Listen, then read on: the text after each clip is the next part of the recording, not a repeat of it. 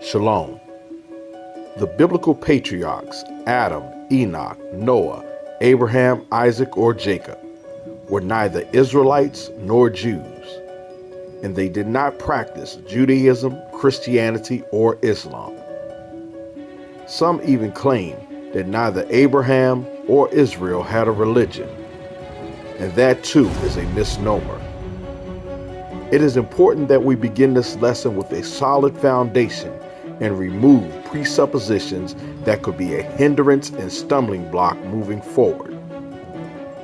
Dogmatic beliefs that forces people to entrench themselves into clinging to half-truths based on a portion of Middle history is neither profitable or wise. Now, the familiar words God, God Almighty, Lord, Lord of Hosts, or even the Most High are improper names for the high deity of the scriptures. They are generic titles, characteristics, or functions that he operates in that are more often than not lost in simply using the generic title God in the English language. Think about it. Every religion has a God, or a belief that all paths lead to God.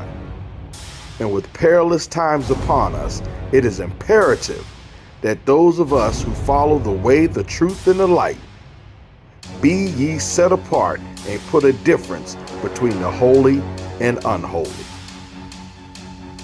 Let's establish our foundation. According to the Metropolitan Museum of Art, the god El was viewed as the elder gray-bearded supreme deity. He was the creator god, the father of the gods and humankind, and the god of wisdom. He was considered a good-natured, beneficent being. El is a Northwest Semitic word meaning God, power, or mighty one. In the English Bible, the derivative name of El, Elohim, is normally translated as God. But what is lost in translation to the English language from the opening of Genesis, in the beginning Elohim created the heaven and the earth, is Elohim, while referring to a singular deity, is plural in nature. And this deity actually has a name above all names, which is defined in Merriam-Webster's as Yah. Yah, variance or Jah, Yahweh. Dr. Mark D. Furtado is a professor of Old Testament literature and serves as Robert L. McClellan Chair of Old Testament. He is the academic dean of Orlando Reformed Theological Seminary and is a member of the National Association of Scholars. He served on the translation team for the Book of Psalms in the New Living Translation Bible, contributed study notes for the Spirit of the Reformation Study Bible, and contributed to the New International Dictionary of Old Testament Theology and Exegesis. Psalms 68:4 says, "Sing to Elohim, sing praises to his name, extol him who rides on the clouds, by his name, Yah, and rejoice before him."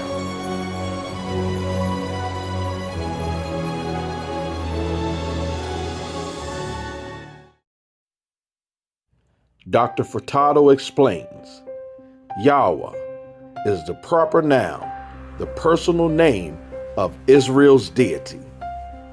Second, Elohim is a common noun used to refer to deity. Elohim is actually a plural noun. Sometimes the referent is plural. At other times the referent is singular. Like most words in English, Elohim can mean several things. Sometimes Elohim refers to plural gods, as in, "You shall have no other gods before me." At other times, it refers to the singular God, as in the beginning, God created the heavens and the earth. It is clear in this latter example that even though The form of the word Elohim is plural. The referent is singular because the verb with which Elohim is used, created, is singular in Hebrew. Yahweh is the true God's personal name, and Elohim by itself is simply the Hebrew common noun used to refer to the true God in an honorific way. The four letters which are referred to as Yahweh or Yahweh is called the Tetragrammaton. The Random House Unabridged Dictionary explains: the Tetragrammaton, the Hebrew word for God, consisting of the four letters Yod-He-Vav-He, transliterated consonantally, usually as Yahweh, now pronounced as Adonai or Elohim in substitution for the original pronunciation, forbidden since the 2nd or 3rd century BC. The Jewish Encyclopedia of 1906 tells us that the Tetragrammaton is the ancient Israelitish name for God. According to actual count, it occurs 5,410 times in the Bible, being divided among the books as follows: Genesis 153 times, Exodus 364, Leviticus 285, Numbers 387, Deuteronomy 230, total in Torah 1,419, Joshua 170, Judges 158, Samuel 423, Kings 467, Isaiah 367, Jeremiah 555, Ezekiel 211, the Minor Prophets 345, total in prophets 2,696, Psalms 645, Proverbs 87, Job 31, Ruth 16, Lamentations 32, Daniel 7, Ezra, Nehemiah 31, Chronicles 446, total in Hagiographa 1,295. The Tetragrammaton even appears in the Dead Sea Scrolls 6,518 times and 305 times in the Masoretic text. We have to be mindful that in English, we are reading a transliteration. The first appearance of Elohim is Genesis 1:1. The first appearance of the Tetragrammaton is in the book of Genesis 2:4. Genesis 2:4. These are the generations of the heavens and the earth when they were created, in the day that Yahweh Elohim made the earth and the heavens. The Proto-Canaanite alphabet was written from right to left and had no vowels. The script was only marked by consonants. This is how we read the Tetragrammaton as Yahweh. The Great Soviet Encyclopedia 3rd edition tells us Yahweh, the name for God in Judaism. The name Yahweh was formed from the Tetragrammaton, YHWH, whose precise pronunciation is not known. Inasmuch as uttering the name was taboo, the Tetragrammaton served as an ideogram for the word Lord, rendered in Greek as Kyrios. The Masoretes vowelized the Tetragrammaton to Jehovah, the name adopted by Christian theologians in the 14th century. According to its grammatical structure, the Tetragrammaton, which is derived from the Hebrew verbal root hayah, to be, can mean either eternally existing or creator of all that exists. The exact meaning is debatable. Jeremiah 23:26-27. How long shall this be in the heart of the prophets that prophecy lies? Yea, they are prophets of the deceit of their own heart, which think to cause my people to forget my name by their dreams, which they tell every man to his neighbor, as their fathers have forgotten my name for Baal. Let's examine the phrase, have forgotten my name for Baal. According to the World History Encyclopedia, Baal is a Canaanite Phoenician god of fertility and weather, specifically rainstorms. The name was also used as a title, however, meaning Lord, and was applied to a number of different deities throughout the ancient Near East. Baal is best known today from the Bible as the antagonist of the Israelite cult of Yahweh. After the Babylonian exile in the 6th century BC, and especially from the 3rd century BC on, the Second Temple Jews ceased to use the name Yahweh and tended to replace the Tetragrammaton vocally with the Hebrew word Adonai, meaning my Lord, which was translated as Kyrios, Lord in the Greek Septuagint. The Masoretes devised a vowel notation system for the Hebrew language. The Septuagint was translated into Greek in 250 BC at the request of Ptolemy II of Philadelphus by 70 Hebrew scholars, or according to later tradition, 72, 6 scholars from each of the 12 tribes of Israel. Charles William Wall was born around 1800 in Dublin, Ireland, and educated at Trinity College, where he was made professor of Hebrew in his alma mater and his vice provost academic. In his 1857 book, Proofs of the Interpolation of the Vowel Letters in the Text of the Hebrew Bible, Wall points out, in the historic work of Diodorus Siculus, written nearly a half-century before the commencement of the Christian era, the name of the God of the Jews is transcribed Yah. The I and W were transliterated as substitution letters because there were no Greek equivalent for the consonants Y or H in the Greek alphabet. Therefore, the Greek Ra equals the Phoenician Yah.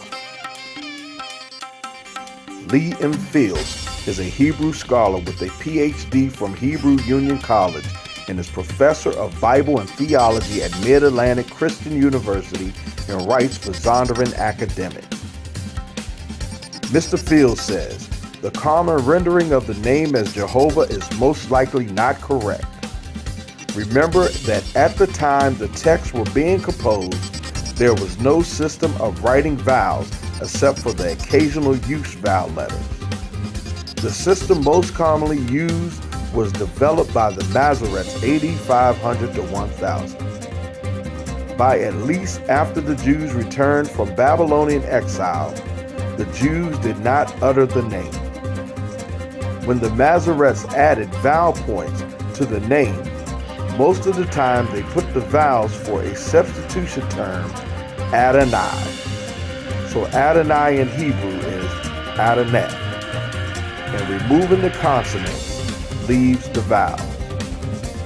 Placing these vowels around the name gives the Tetragrammaton, which becomes in transliteration Yahweh or Jehovah.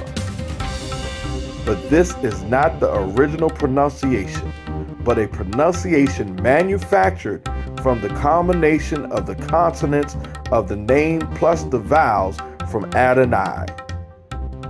Scholars think the original pronunciation was something like Yahweh.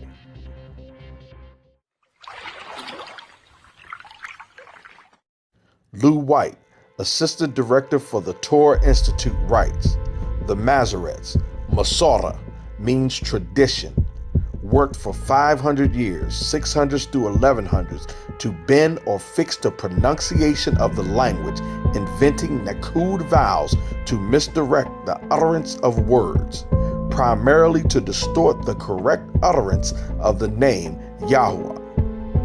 Clement of Alexander a headmaster at the Catechetical School of Alexandria, the Didascalia, transliterated the name Yahuwah in Greek letters I-A-O-U-E, all vowels also. The shape we now see as V was the Latin sound we hear as U, and they inherited the sound in V shape from the Greek upsilon, which looked like this letter, Y. The shape Y in ancient Hebrew is the sixth letter of the Hebrew letters, not Wa, but Yuwa. The Greeks inherited the upsilon from Hebrew. When the letter upsilon, Y, went into Latin, the lower stem was dropped and it was simply shaped V and used in Latin words like gladus, the V sounding like our letter U.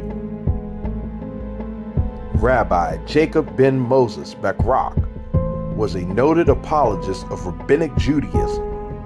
In 1896, he writes, "According to the rulings that have come down to us, there is no prohibition from the Torah to speak the name the way it is written. However, the custom not to pronounce the name the way it is written is very old. Thus, it is not right to pronounce the name, but there is no prohibition from the Torah." The Jewish Virtual Library documents, "Nothing in the Torah prohibits a person from pronouncing the name of God. Indeed, it is evident from Scripture that God's name was pronounced routinely. Many common Hebrew names contain Yah or Yahu, part of God's four-letter name. The name was pronounced as part of daily service in the temple. The Mishnah confirms that there was no prohibition against pronouncing the name in ancient times. In fact, the Mishnah recommends using God's name as a routine greeting to a fellow Jew. Barakach 9:5, however, by the time of the Talmud, it was the custom to use substitute names for God. Some rabbis asserted that a person who pronounces the Tetragrammaton according to its letters instead of using a substitute has no place in the world to come and should be put to death. Instead of pronouncing the four-letter name, we usually substitute the name Adonai, Lord, or simply say Hashem, the name.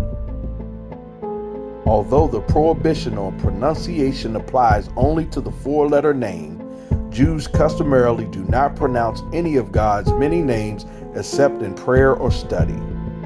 The usual practice is to substitute letters or syllables, so that Adonai becomes Adoshem or Hashem. Eloheinu and Elohim becomes Elokeinu and Elokim. With the temple destroyed and the prohibition on pronouncing the name outside of the temple, pronunciation of the name fell into disuse.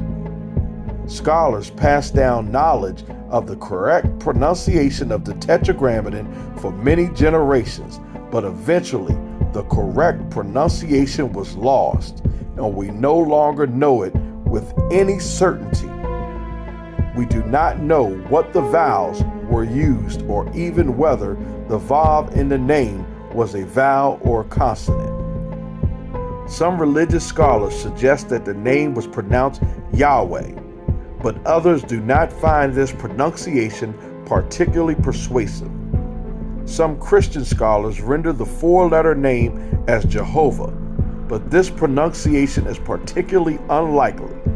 The word Jehovah comes from the fact that ancient Jewish texts used to put the vowels of the name Adonai, the usual substitute for the Tetragrammaton, under the consonants of YHVH, to remind people not to pronounce the Tetragrammaton as written. A 16th century German Christian scribe while transliterating the Bible into Latin for the Pope, wrote the name out as it appeared in his text with the consonants of YHVH and the vowels of Adonai, and came up with the word Jehovah, and the name stuck. Both the letters I and J were usually interchangeable by the scribes to express the sound of both the vowel and the consonant. It wasn't until 1524 when an Italian Renaissance grammarian known as the father of the letter J, Gian Giorgio Trissino, made a clear distinction between the two sounds that form the phoneme J.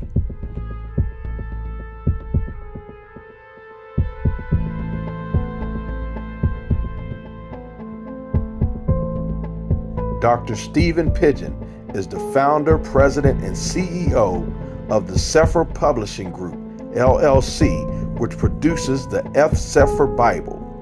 He is a political scientist, attorney, author, doctor of jurisprudence, doctor of philosophy, and student of the Greek, Hebrew, Russian, French, Spanish, and Italian languages.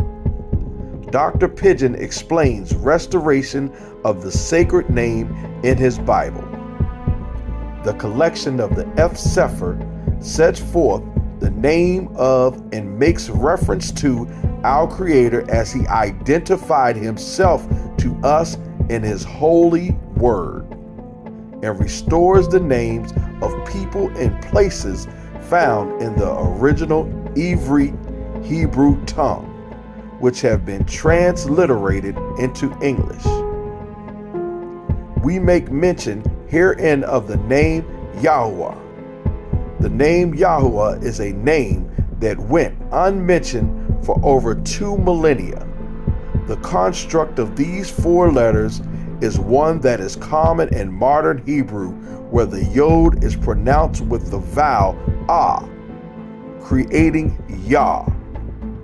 The name stands alone as Yah 45 times in the Tanakh.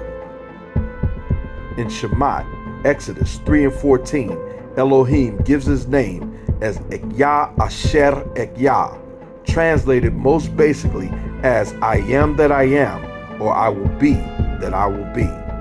Then establishes the vocalization Yahuwah, where the vav is used in its vowel form as an U, rather than declaring the vowel as a jot beside the consonant hey.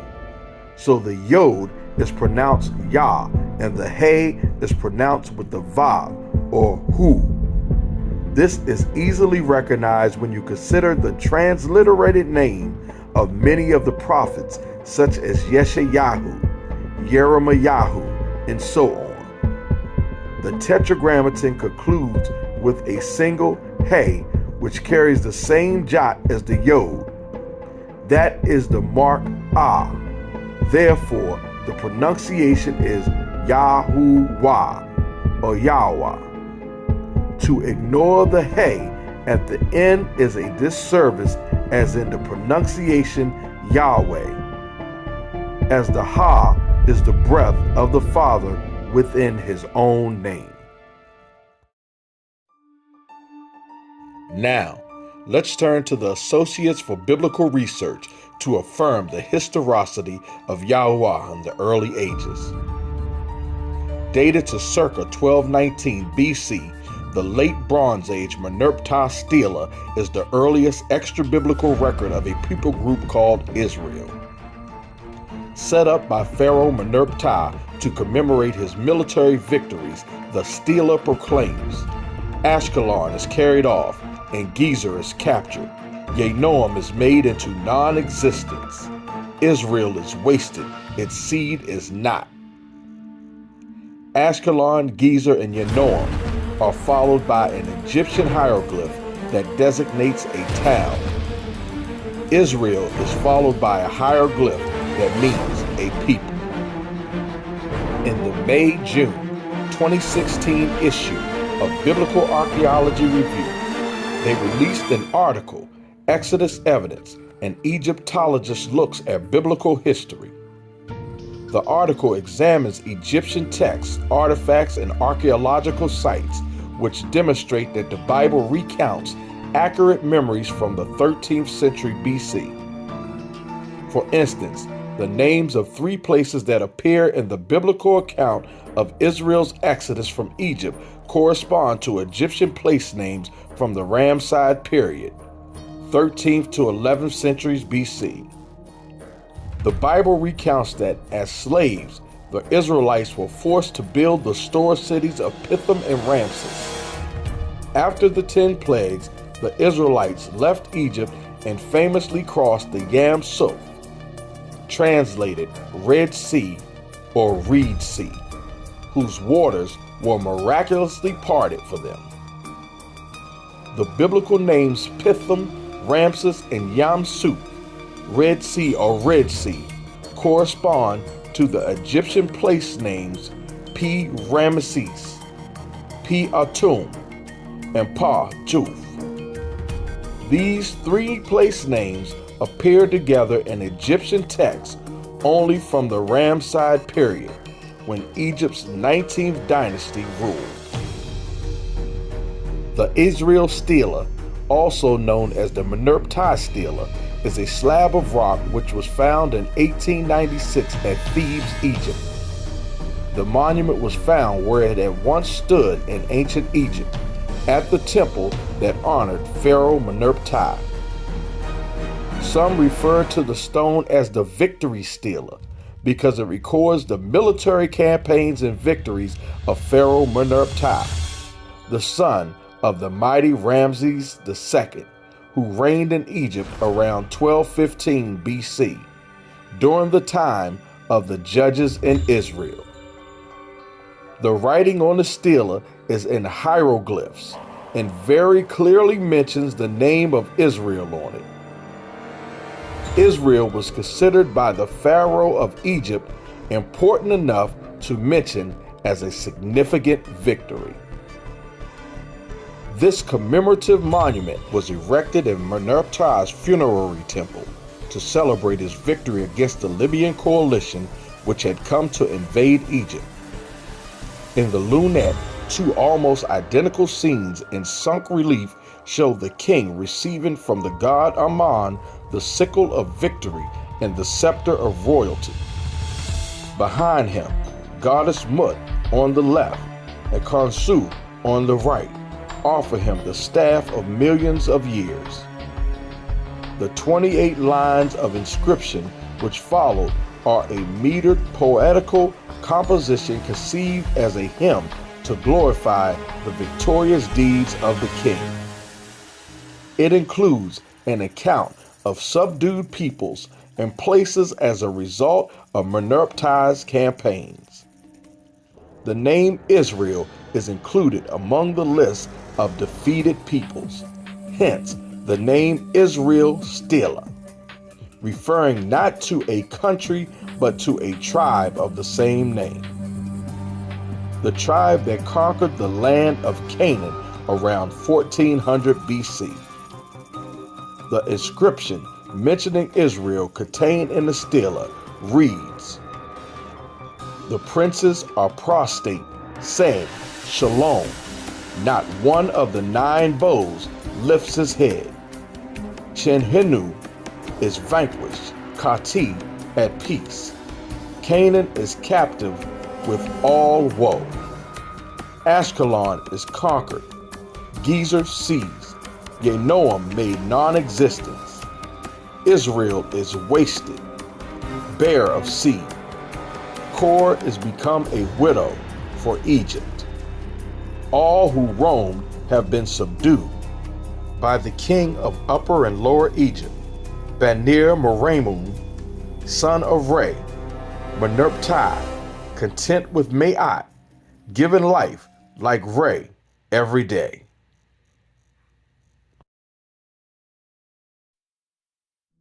Dr. Charles F. Aling, president of the Institute for Biblical Archaeology, is Professor Emeritus of History at the University of Northwestern St. Paul, where he chaired the Department of History. He is also the former president of the Near East Archaeological Society. Clyde E. Billington, Ph.D., is the current president of the Near East Archaeological Society and the executive director of the Institute for Biblical Archaeology. He taught biblical archaeology at the University of Northwestern in St. Paul, Minnesota, where he was a full professor of ancient and medieval history. He holds 4 university degrees, including a Ph.D. in ancient history from the University of Iowa. Dr. Aling and Dr. Billington summarize: if the Pharaoh of the Exodus had never before heard of the God Yahweh, this strongly suggests that the Exodus should be dated no later than circa 1400 BC, because Pharaoh Amenhotep III had clearly heard about Yahweh in circa 1400 BC. In 925 BC, Pharaoh Shishak, identified as Shoshenq I, swept through Israel and Judah, conquering city after city. The Bible describes this campaign in 2 Chronicles 12, 2-4. In the 5th year of King Rehoboam, because they had been unfaithful to Yahweh, Shishak, king of Egypt, came up against Jerusalem with 1,200 chariots and 60,000 horsemen. And the people were without number who came with them from Egypt, Libyans, Sukim, and Ethiopians. And he took the fortified cities of Judah and came as far as Jerusalem. When he returned, he had a relief carved at the temple complex of Amun-Ra at Karnak, listing the 180 plus cities he claims to have conquered. While Jerusalem itself is not named, numerous Israelite and Judahite cities are, including Beth Shemesh, Gibeon, Megiddo, as well as places called the Fields of Abraham and the Highlands of David. At the end of the 15th century BC, the Egyptian pharaoh Amenhotep III built a temple to the honor of the god Amun-Ra at Soleb in Nubia, modern-day northern Sudan. Within the temple area are a series of columns on which Amenhotep III listed the territories he claimed to have conquered.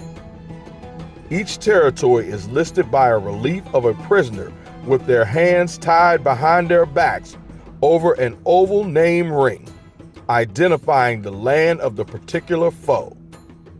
The most interesting from a biblical perspective is a column drum that lists enemies from the land of Shazu, nomads of Yahweh. As I mentioned in the open, clinging to presuppositions is a hindrance to proper scholarship. As apparent by Adam, Noah, and Abraham, the children of Israel were not the first or only peoples to worship Yahweh. Most scholars already believe that the cult of Yahweh emerged somewhere in the southern Levant, partly based on Egyptian texts from the late 2nd millennium BC. The oldest mention of Yahweh can be found in the land of Shazu. Donald B. Redford, a Canadian Egyptologist, archaeologist, and professor of Near East Studies at Pennsylvania State University, is the winner of the 1993 Best Scholarly Book in Archaeology for his work, Egypt, Canaan, and Israel in Ancient Times, in which he writes, "The land of the Shazu, in the mountainous districts of Seir, east of the Arabia, the valley south of the Dead Sea, has an interesting consequence for one name in the mentioned list from Soleb and Amara. Yahweh, in the land of the Shazu. For half a century, it has been generally admitted that we have here the Tetragrammaton, the name of the Israelite God, Yahweh. And if this be the case, as it undoubtedly is, the passage constitutes a most precious indication of the whereabouts during the late 15th century BC of an enclave revering this God." And while it would be wrong to jump to the conclusion that Israel, as known from the period of Judges or the early monarchy, was already in existence in Edom at this time, one cannot help but to recall the numerous passages in later biblical tradition that depict Yahweh coming forth from Seir and originating in Edom. The only reasonable conclusion is that one major component in the later amalgam that constituted Israel and the one with whom the worship of Yahweh originated must be looked for among the Shazu of Edom, already at the end of the 15th century BC. The evidence begins in the Hebrew Bible itself, with a number of early biblical texts that suggest Yahweh came out of the region of Edom. When Moshe finally blessed Israel with the promised land, he mentioned Yah rose up from Seir. Deuteronomy 33, 1-3. And this is the blessing wherewith Moses, the man of Elohim, blessed the children of Israel before his death. And he said, Yahweh came from Sinai and rose up from Seir unto them. He shined forth from Mount Paran, and he came with 10,000s of saints. From his right hand went a fiery law for them. Judges 5, 3-5. Hear, O ye kings, give ear, O ye princes. I, even I, will sing unto Yah. I will sing praise to Yahweh, Elohim of Israel. Yah, when thou went out of Seir, when thou marched out of the field of Edom, the earth trembled, and the heavens dropped. The clouds also dropped water. The mountains melted from before Yah, even that Sinai from before Yahweh, Elohim of Israel. According to the Associates for Biblical Research, the term Shazu is found in a variety of New Kingdom hieroglyphic texts, including the military, administrative, and diplomatic documents of Thutmose III, Amenhotep II, Thutmose IV, Amenhotep III, Akhenaten, Seti I, Ramses II, Merneptah, and Ramses III. One of the most intriguing of the 19th dynasty documents referring to the Shazu is a letter dated 1192 BC, which states in part, another communication to my Lord. We have finished letting the Shazu tribes of Edom pass the fortress of Merneptah Hotep Her Me'at, which is in Jeku, to the pools of Per Atum of Merneptah Hotep Her Ma'at, which are in Jeku, to keep them alive and to keep their cattle alive. Note that the Shazu tribes are linked with the Edomites, a tribal people with a well-known relationship to the Israelites. Note also that these Shazu tribes were settled after they crossed the border into the Egyptian territory at Per Atum and Jeku, or to put it in biblical terms, at Pithom in Sukkot. In addition, it should be noted that these Shazu Edomites were animal herders and that they were also Shemites. Deuteronomy 2, 1-5. Then we turned and took our journey into the wilderness by the way of the Red Sea, as Yahweh spake unto me. And we compassed Mount Seir many days. And Yahweh spake unto me, saying, Ye have compassed this mountain long enough. Turn you northward, and command thou the people, saying, Ye are to pass through the coast of your brethren, the children of Esau, which dwell in Seir. And they shall be afraid of you. Take ye good heed unto yourselves, therefore, meddle not with them. For I will not give you of their land, no, not so much as a footbreadth, because I have given Mount Seir unto Esau for possession. God gave Esau Seir, but just like Canaan, there were already a people there. Deuteronomy 2:12. The Horims also dwelt in Seir before time, but the children of Esau succeeded them when they had destroyed them from before them and dwelt in their stead, as Israel did unto the land of his possession, which Yahuwah gave unto them. The Edomites were charged with overthrowing the Horites, just as the Israelites were charged with overtaking the Canaanites.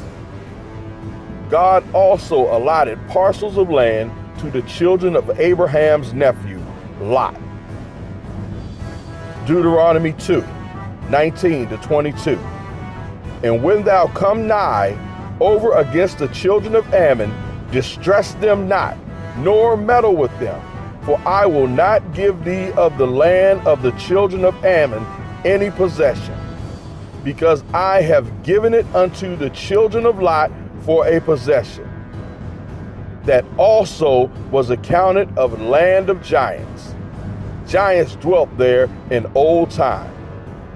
And the Ammonites called them Zamzummings, a people great and many and tall, as the Anakims. But Yahweh destroyed them before them, and they succeeded them and dwelt in their stead, as he did to the children of Esau which dwelt in Seir, when he destroyed the Horims from before them, and they succeeded them and dwelt in their stead, even unto this day. Joshua 24:2-4. And Joshua said unto all the people, Thus said Yahweh, Elohim of Israel, your fathers dwelt on the other side of the flood in old time, even Terah, the father of Abraham, and the father of Nahor, and they served other gods. And I took your father Abraham from the other side of the flood, and led him throughout all the land of Canaan, and multiplied his seed, and gave him Isaac. And I gave unto Isaac Jacob and Esau. I gave unto Esau Mount Seir to possess it, but Jacob and his children went down into Egypt. Mount Paran is associated with Mount Sinai in Egypt. Perhaps the difference between Edom and Israel was the covenantal law. Romans 5:13. For until the law, sin was in the world, but sin is not imputed when there is no law. Gerard Nissim Emzalik, senior scientist at the Judea Center for Research and Development, who has a postdoctorate fellowship in the Department of Botany at the Hebrew University in Jerusalem, a PhD in archaeology and ancient Near East studies from Ben-Gurion University in Israel, and the author of the book, Esau in Jerusalem, The Rise of a Seirite Religious Elite in Zion at the Persian Period. According to scholar Emzalik, long before becoming the deity of the Israelites, Yahweh was a god of metallurgy in the ancient Canaanite pantheon, worshipped by smelters and metalworkers throughout the Levant, not just by the Hebrews. Emzalik argues that the deity was originally a god of the forge and patron of metallurgists during the Bronze Age, circa 3500 to 1200 BC. Emzalik specifically cites the ancient copper mines of the Timna Valley in southern Israel, biblical and extra-biblical passages and similarities of Yahweh to gods of metallurgy and other cultures for support. Although the Bible, and specifically the book of Exodus, presents Yahweh as the God of the Israelites, there are many passages which make clear that this deity was also worshipped by other peoples in Canaan. Emzalik notes that the Edomites, Kenites, Moabites, and Midianites all worship Yahweh to one degree or another, and that there is evidence the Edomites who operated the mines of Timnah converted an earlier Egyptian temple at Hathor to the worship of Yahweh. Jethro, the Midianite priest, told Moshe, Exodus 18:11, "Now I know that Yahweh is greater than all gods, for in the thing wherein they dwelt proudly, he was above them." Eretz ben Yosef, an archaeologist at Tel Aviv University, headed up the Central Timnah Valley project, which excavated numerous copper mining and smelting sites from the late Bronze Age and early Iron Ages to reconstruct 500 years of industrial progress. The team's new evidence suggests that 3,000 years ago, the Edomites underwent a significant technological leap, and the researchers believe it might have been sparked by an invading Egyptian pharaoh. The name Timnah comes from the concubine of Esau's son, Eliphaz. Genesis 36:12. And Timnah was concubine to Eliphaz, Esau's son, and she bare to Eliphaz Amalek. These were the sons of Adah, Esau's wife. Habakkuk 3:1-3. A prayer of Habakkuk the prophet upon Shigionoth. O Yahweh, I have heard thy speech and was afraid. O Yahweh, revive thy work in the midst of the years. In the midst of the years, make known. In wrath, remember mercy. Elohim came from Teman, and the Holy One from Mount Paran. Salah, his glory covered the heavens, and the earth was full of his praise. Teman is a reference to the grandson of Esau.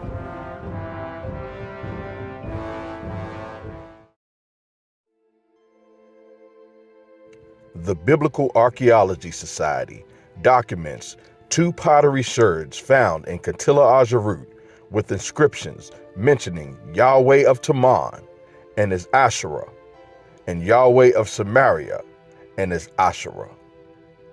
In 1975, Tel Aviv University archaeologist Zaiv Michel and a band of 9 volunteers excavated Kantilla Ajarut. They found 2 large pithoi of storage jars that weighed about 30 pounds each. The now reconstructed pithoi are painted with deities, humans, animals, and symbols, and feature a number of inscriptions, including 3 that refer to Yahweh and his Asherah. Written across the top of this 8th century BC drawing on ceramic pithos, or storage jar, from Katilat Ajarut in the eastern Sinai. Some scholars have theorized that these figures resembling the Egyptian god Bes are in fact a drawing of God and his consort. Others, however, have interpreted both figures as male. The recently published Katilat Ajarut excavation report sheds some light on this enigmatic fragment, but many questions remain. Let's look at Yahweh of Samaria and his Asherah. It should be noted the ancient Near East was mostly made up of polytheistic societies. Oxford defines polytheism as the belief that there is more than one God. And as such, these societies worshipped a pantheon of gods. By 722 BC, the northern kingdom of Israel ruled from its capital seat of Samaria until they was carried away into the Assyrian captivity. Sargon II repopulated Samaria with thousands of people from 5 Assyrian cities that worshiped other deities. And a priest had to come in and teach them how to worship Yah, because he had sent lions amongst them. these people became known as Samaritans. And one of their main patron deities was called Ishtar. The Encyclopedia of the Bible tells us Ishtar, goddess of love and fertility, and mainly in Assyria, goddess of war. Though probably not mentioned by name in the Old Testament, she was worshipped widely throughout Babylonia and Assyria, where temples were dedicated to her, in the main cities and chapels in many towns. In addition, at Babylon alone, there were 180 wayside open-air shrines for hymns and prayers to her as goddess of fertility were frequent.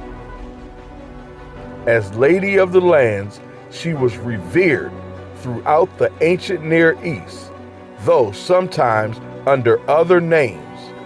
She was identified with Isis in Egypt, the male deity Atar in Saudi Arabia, Astarte in Greece, and Anat in Syria.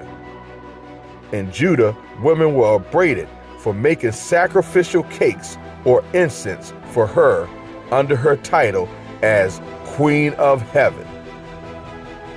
Jeremiah 7:18 and 44-19.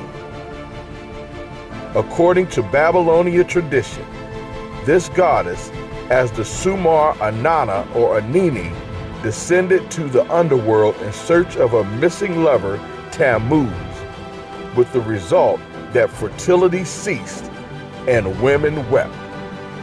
Ezekiel 5:14. In her various capacities, Ishtar is represented as the evening and morning star, Venus. The children of Judah became influenced by this idolatry. Jeremiah 7:18.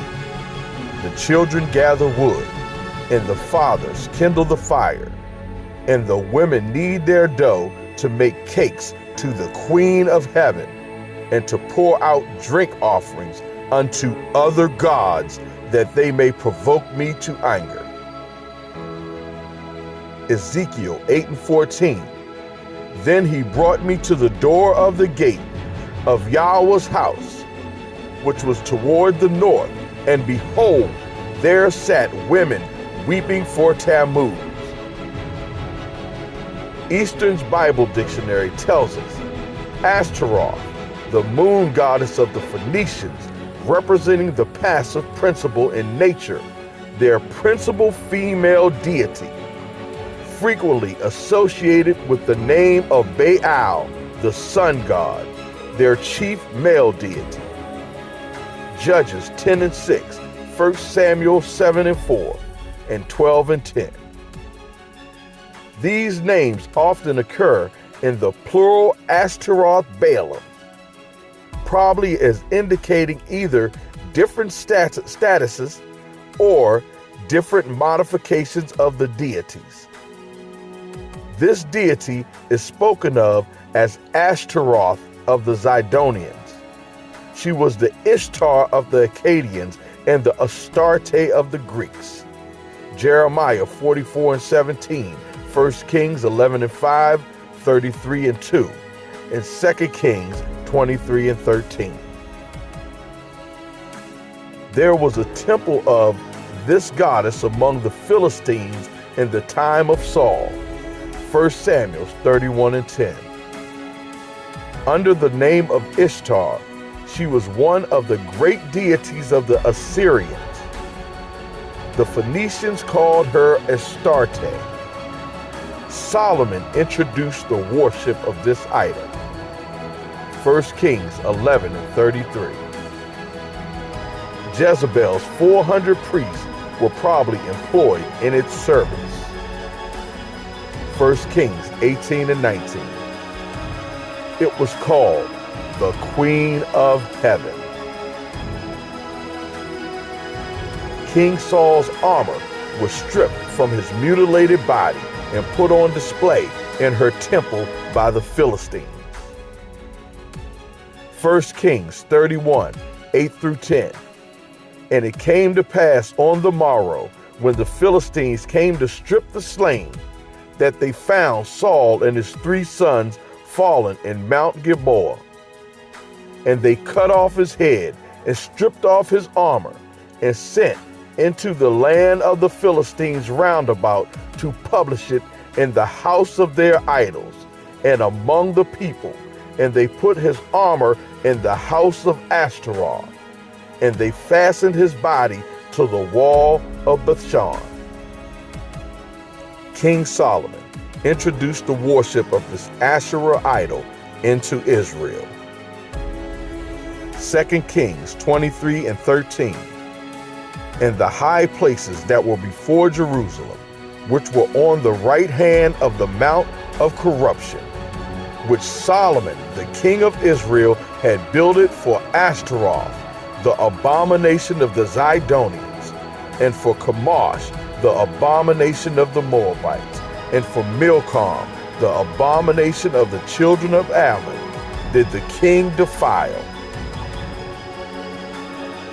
Although many theologians have a difficult time digesting this, the Queen of Heaven, under Asherah, Ashtaroth, Astarte, or Ishtar, according to the English Bible scholar William Edwy Vine, in Vine's Complete Expository Dictionary of Old and New Testament Words, which is used on Logos Bible software, directly correlates to the word in the Christian Bible, Easter.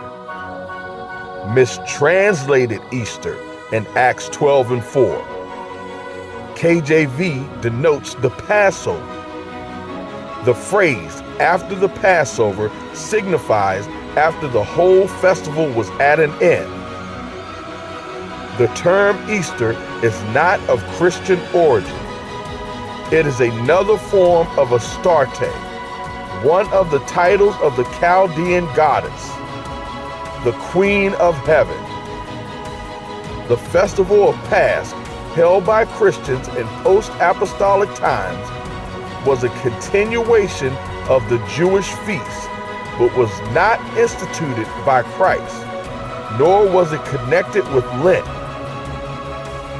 From this past, the pagan festival of Easter was quite distinct and was introduced into the apostate Western religion as part of the attempt to adapt pagan festivals to Christianity. Vine's Complete Expository Dictionary of Old and New Testament Words. The online etymology dictionary says Easter, from Proto-Germanic, Ostrom, dawn, also the name of a goddess of fertility and spring, perhaps originally of sunrise, whose feast was celebrated at the spring equinox. From Ost, east toward the sunrise. To shine, especially of the dawn. Ezekiel 8 and 16. And he brought me into the inner court of Yahweh's house, and behold, at the door of the temple of Yah, between the porch and the altar, were about 25 men with their backs toward the temple of Yah, and their faces toward the east, and they worship the sun toward the east. This is the root of sunrise service. Syncretism is the amalgamation or attempted amalgamation of different religions, beliefs, practices, or schools of thought. Some of these syncretized religions are represented by idols, such as the Edomites did with the god Yah. The ancient Egyptians worshipped many gods and goddesses, often represented by nature, the sky, or sun, taking the forms of animals or animal and human hybrid. Polytheism was vast in ancient Kemet.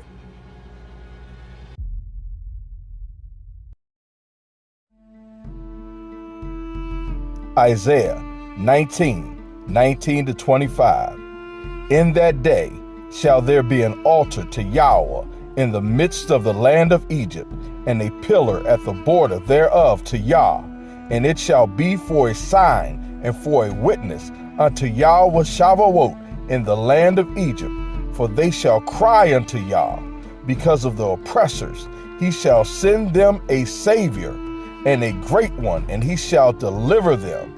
And Yahweh shall be known to Egypt, and the Egyptians shall be known to Yah in that day, and shall do sacrifice and oblation. Yea, they shall vow a vow unto Yahweh and perform it. And Yahweh shall smite Egypt, and he shall smite and heal it, and they shall return even to Yah. He shall be entreated of them, and he shall heal them. In that day shall there be a highway out of Egypt to Assyria, and the Assyrian shall come into Egypt, and the Egyptian into Assyria, and the Egyptians shall serve with the Assyrians. In that day shall Israel be the third with Egypt and with Assyria, even a blessing in the midst of the land, whom Yahweh Shavawot shall bless, saying, Blessed be Egypt, my people, and Assyria, the work of my hands, and Israel, mine inheritance. If returned is defined as to come back or go back to a place or person, this would suggest that Yahweh must in some degree have been known to Egypt, and the Egyptians must have known Yah. But the ancient Egyptians have a history of interacting with many deities such as Amun-Ra, Horus, Isis, and Maat. Scholars have estimated there may have been an over 1,000 gods in their pantheon. The gods of the ancient Sumerians, Akkadians, Assyrians, and Babylonians were the Anunnaki, Enki, Ishtar, Tammuz, and Ashima. In the Sumerian civilization, each city-state had their own god. The Canaanites bowed to Baal, Moloch, and Asherah, and the Edomites Baal and Uzzah. Religions of the ancient Near East were mostly polytheistic, and this adds some context too. Deuteronomy 23:7. Thou shalt not abhor an Edomite, for he is thy brother. Thou shalt not abhor an Egyptian, because thou was a stranger in his land.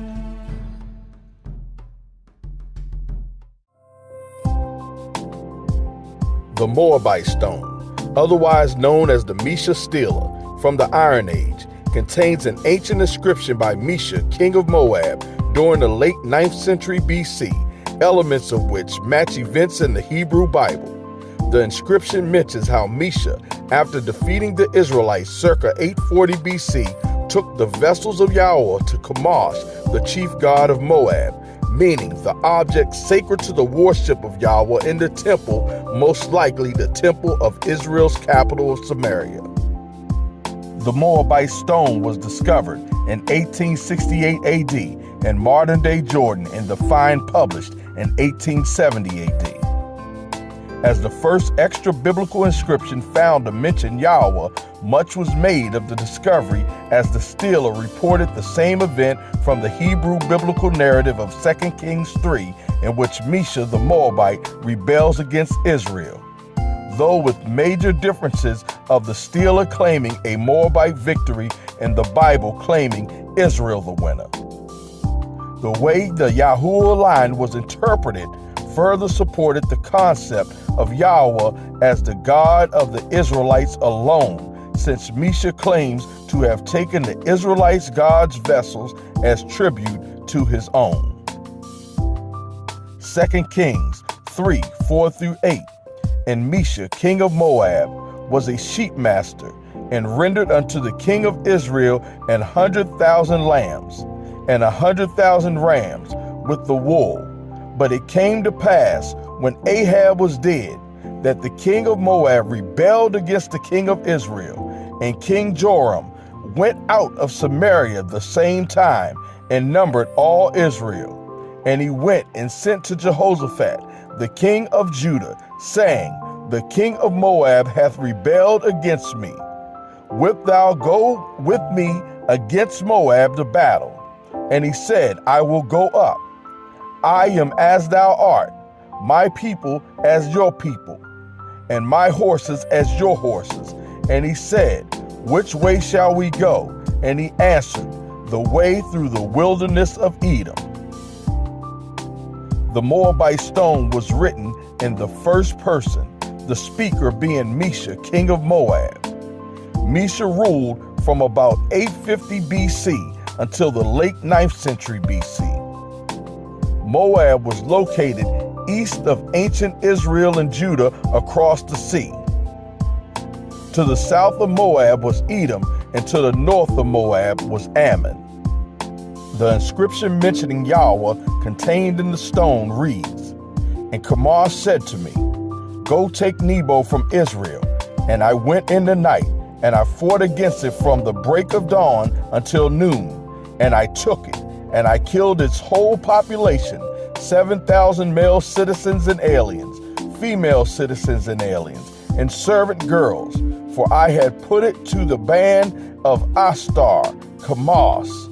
And from there I took the vessels of Yahweh, and I hauled them before the face of Chemosh.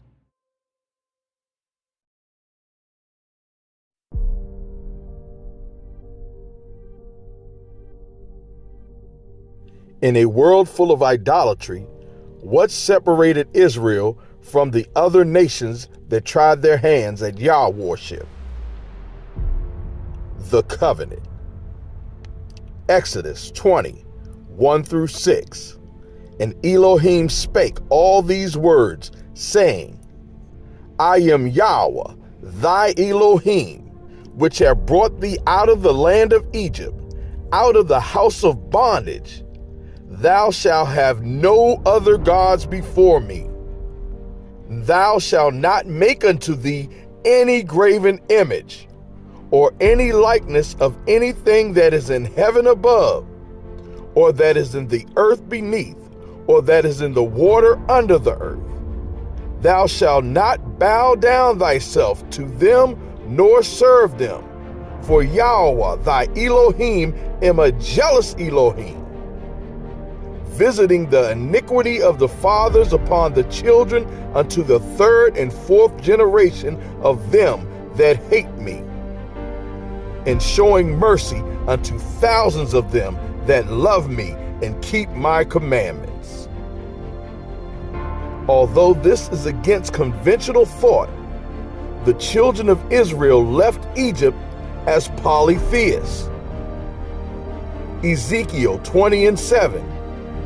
Then said I unto them, cast ye away every man the abominations of his eyes, and defile not yourselves with the idols of Egypt. I am Yahweh, your Elohim. Joshua 24:14. Now therefore, fear Yahweh and serve him in sincerity and in truth, and put away the gods which your father serves on the other side of the flood, and in Egypt, and serve ye Yahweh. Leviticus 17:7. And they shall no more offer their sacrifices unto devils, after whom they have gone whoring. This shall be a statute forever unto them throughout their generations. So yes, Israel was a chosen nation, but not because they were automatically better than the other nations. In fact, they had just become a nation in Egypt.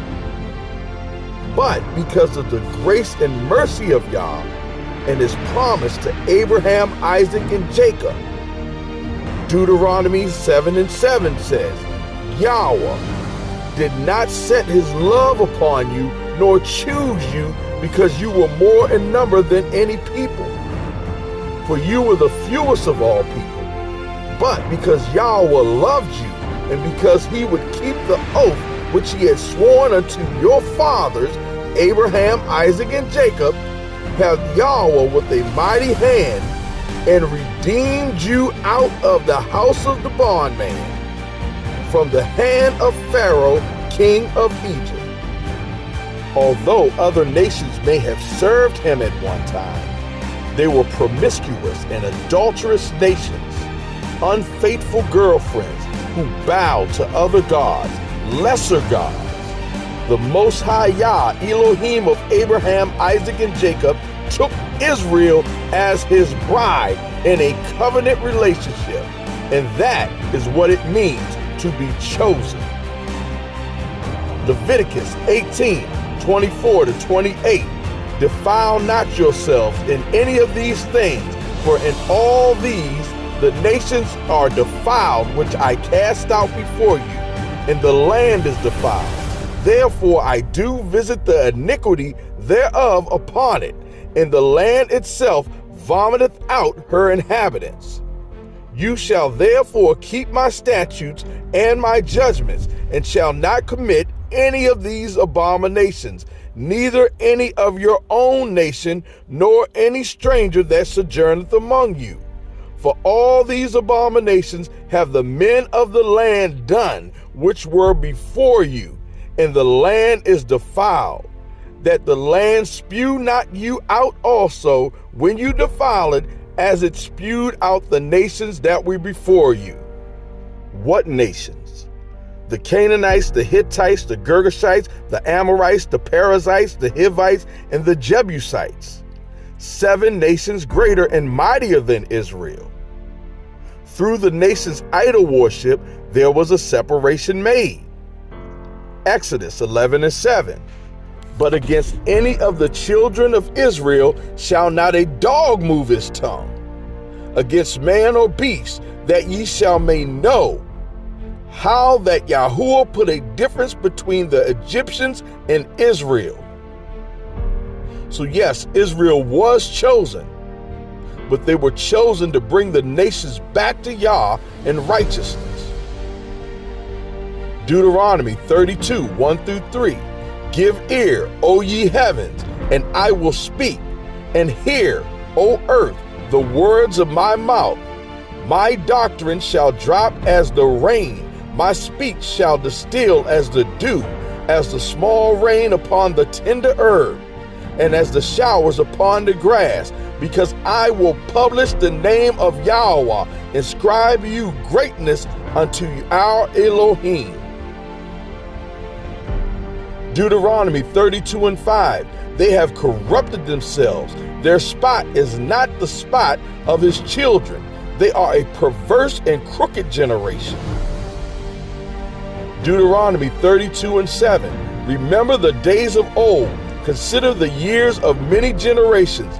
Ask thy father, and he will show thee, thy elders, and they will tell thee, when the Most High divided to the nations their inheritance, when he separated the sons of Adam, he set the bounds of the people according to the number of the children of Israel. For Yahweh's portion is his people. Jacob is the lot of his inheritance. And then he told them, Exodus 19:6, and ye shall be unto me a kingdom of priests and a holy nation. These are the words which thou shalt speak unto the children of Israel.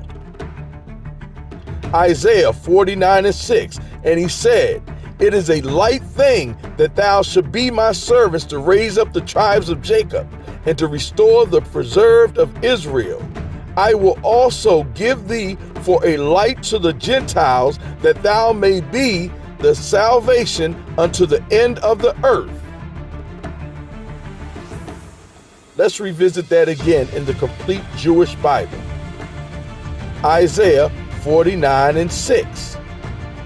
He has said, it is not enough that you are merely my servant, to raise up the tribes of Jacob and restore the offspring of Israel.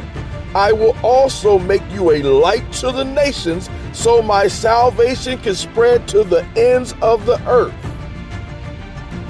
And this is why the Messiah instructed before he left in Matthew 28:19-20.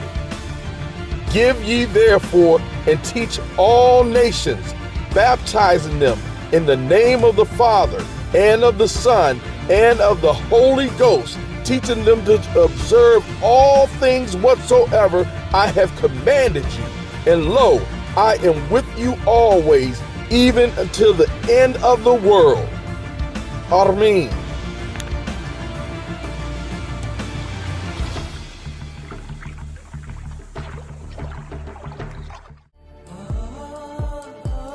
So the question at hand is, if the biblical patriarchs did not practice Judaism, Christianity, or Islam, what was the religion of Adam, Noah, Abraham, and Israel? God said, "My people are called by my name." So what were the people who were called by his name? The American Heritage Dictionary of the English Language tells us they were Yahwehs. The putative author of the earliest sources of the Hexateuch, in which God is consistently referred to by the Tetragrammaton. Their religion is Yahwism, the worship of Yahweh, or the religious system based on such worship. Collins' Discovery Encyclopedia, first edition, tells us Yahwism, the use of the name Yahweh, especially in parts of the Old Testament, as the personal name of God. Adam was given dominion by Yahweh. Noah walked with Yahweh. Abraham was faithful to Yahweh. Israel was chosen by Yahweh to carry monolatry into the world. French epigrapher, historian, and philologist André Lemaire is a director of studies at the École Pratique des Hautes Études, where he teaches Hebraic and Aramaean philology and epigraphy. He specializes in West Semitic Old Civilization and the origins of monotheism. Mr. Lemaire tells us in the book, The Birth of Monotheism, The Rise and Disappearance of Yahwism. Lemaire explains, first, Yahwism, a local cult in the southern desert around the 13th century BCE, developed into an Israelite monology. Over time, Yahweh became the exclusive God of the Israelites, to the exclusion of all foreign gods. This movement reached its apogee with the reform of Josiah at the end of the 7th century BCE, when, according to the epigraphical record, there was a dramatic increase in the proportion of Yahweh's names. Numbers 6 and 27. And they shall put my name upon the children of Israel, and I will bless them. There are 111 names in the scriptures that contains the name El, 137 that contains the name Yah, and 72 names that contains Yahoo. Names like Emmanuel, Israel, Mikael, Gabriel, Daniel, Shemuel, Eliyahu, Yeshayahu, Yael, Zechariah, Nehemiah, Jeremiah, Obadiah, and Sephiyahu, Mattiyahu, and Yahuchanan. These are the untranslated names of the prophets and disciples. Mr. Lemaire continues, second, the national religion of Yahwism was thrown into a crisis with the Babylonian exile. That is, the collapse of Judah and the resettlement of the Judahites in Babylonia. This event could well have marked the end of Yahwism as a monolatry, with Yahweh, the God of Israel, defeated by the gods of Babylonia. Thanks to the prophets, however, monolatrous Yahwism was transformed into a universal monotheism. This is attested to in Deutero-Isaiah's prophecy from the mid-6th century BCE. He goes on, the transformation from monolatry into monotheism was probably partly related to the new international context in which the Judahite exiles found themselves. They no longer lived in the place of Yahweh, Israel, Jerusalem, and they needed to show deference to the local divinities. Yahwism was kept alive in a transcendental monotheistic form by the strong sense of religious feeling among the Israelites prior to and then during the exile. Also, the fact that their worship was aniconic, meaning that Yahweh was not localized by images of him placed in his temples, allowed Yahwism to be transportable.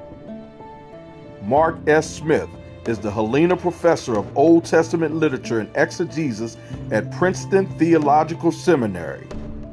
Smith began his university studies at Johns Hopkins University, receiving his BA in English. After obtaining master's degrees from Catholic University of America, Harvard University, as well as Yale University, he earned his PhD at Yale. Smith served as the chairman and Skirball Professor of Hebrew Bible and Ancient Near Eastern Department of Hebrew and Judaic Studies at New York University, and also taught at Yale University and St. Joseph University. Mr. Smith writes in his book, The Origins of Biblical Monotheism, Israel's Polytheistic Background in the Ugaritic Text. The exact transition between what is now considered monolitristic Yahwism and monotheistic Judaism is somewhat unclear. However, it is evident that the event began with radical religious amendments such as the testaments of Elijah and the reforms of Hezekiah and Josiah, and had been fulfilled by the end of the Babylonian captivity, where the recognition of Yahweh as the sole God of the universe had finally secured a majority of the Jewish people. In the 1903 book, Yahwism and Other Discourses, Rabbi Adolph Moses and Rabbi H.G. Enlow explains, among the innumerable misfortunes which have befallen the Israelites since they ceased to form a state and a nation, one of the most fatal and its consequences is the name Judaism. In the mind of Gentiles, this name indissolubly associates our religion, which is universal in its deepest sources and universal in its scope and tendencies, with the Jewish race, and thus stamps it as a tribal religion. Worse still, the Jews themselves, who have gradually come to call their religion Judaism, are most of them misled to believe that their faith is bound up altogether with the Jewish race, that it is a religion for Jews alone and not for people of any other race or nationality. Yet, neither in biblical nor post-biblical, neither in Talmudic or in much later times is the term Judaism ever heard of among the Israelites. The Bible speaks of the religion of Israel as Torath Yahweh, the instruction or the moral law revealed by Yahweh. More fully, it is stated to be the statutes, judgments, and ordinances of Yahweh.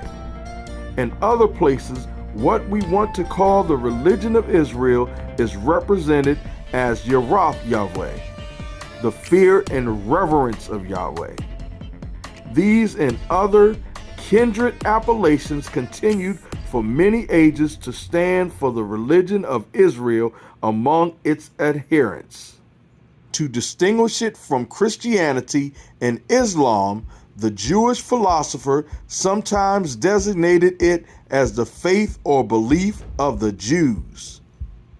It was Flavius Josephus who coined the term Judaism in order to pit it against Hellenism as a worthy opponent and rival.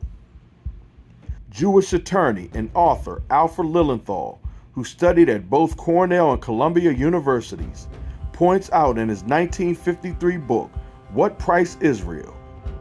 The descriptive name Judaism was never heard of by the Hebrews or Israelites. It appears only with Christianity. Flavius Josephus was one of the first to use the name in his recital of the war with the Romans to connote a totality of beliefs, moral commandments, religious practices, and ceremonial institutions of Galilee, which he believed superior to rival Hellenism. When the word Judaism was born, there was no longer a Hebrew Israelite state. The people who embraced the creed of Judaism were already mixed of many races and strains, and the diversification was rapidly growing. So why is this lesson important? Psalms 83 and 18, that men may know that thou, whose name alone is Yahweh, art the Most High all over the earth. This is the origin of the highest praise. Hallelujah, meaning praise be to Yah. Proverbs 30 and 4. Who hath ascended up into heaven, or descended? Who hath gathered the wind in his fist? Who have bound the waters in his garment? Who have established all the ends of the earth? What is his name, and what is his son's name, if thou canst tell? Pilate placed the title over his head in 3 languages, Greek, Latin, and Hebrew. In the Hebrew read, Yeshua ha-Nazari u'melech ha-Yahudim, which translates to the Tetragrammaton, and says, Jesus the Nazarene, King of the Judeans. Hosea 2 and 16. And it shall be at that day, saith Yahweh, that thou shalt call me Ishi, and shalt call me no more Baali. Shalom.